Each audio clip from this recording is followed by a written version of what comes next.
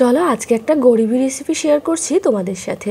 রেসিপিটি বানাতে আমাদের যা যা দরকার হবে সেই সকল ইনগ্রেডিয়েন্টস আমাদের কিন্তু সব সময় ঘরেই থাকে, সেটা গ্রাম হোক বা শহর।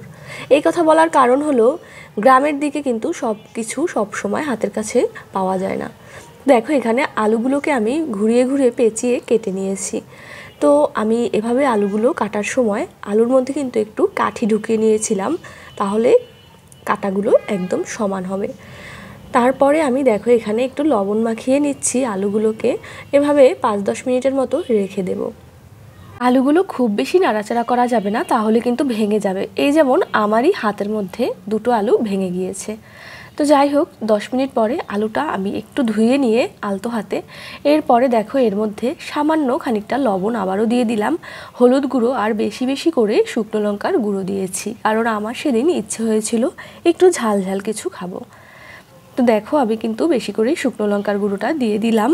তো এরপরে এর মধ্যে আমি দিয়ে দিচ্ছি কর্নফ্লাওয়ার গুঁড়ো। তো এই কর্নফ্লাওয়ারটা গ্রামে হয়তো বা অনেকের ঘরে নাও থাকতে পারে, তখন কিন্তু তোমরা চালের গুঁড়োটা দিয়ে দিতে পারো। চাইলে এখানে বেসনটাও কিছুটা দিয়ে দিতে পারো, কিন্তু আমি বেসন স্কিপ করে গিয়েছি। তো এবারে আলুর গায়ে ভালোভাবে একটু এপাশ ওপাশ করে মাখিয়ে নিচ্ছি। তারপরে কড়াইতে কিন্তু তেল দিয়ে দিয়েছিলাম অফ ক্যামেরাতে, আর তেলটা ভালোভাবে গরম হওয়ার পরে আমি সব আলুগুলো এর মধ্যে দিয়ে দিয়েছি। লাল লাল করে আলুগুলোকে ভেজে নেব, আর সেটা খুব বেশি ডিটেলসে তোমাদেরকে দেখালাম না। তো চলো একেবারে নামানোর আগেই শেয়ার করলাম।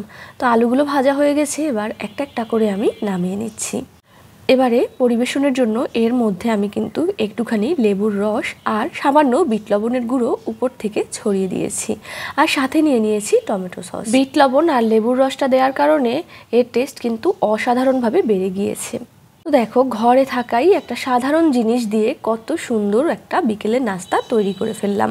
ভিডিওটি ভালো লাগলে লাইক, কমেন্ট, শেয়ার এবং সাবস্ক্রাইব করে আমার পাশেই থেকো।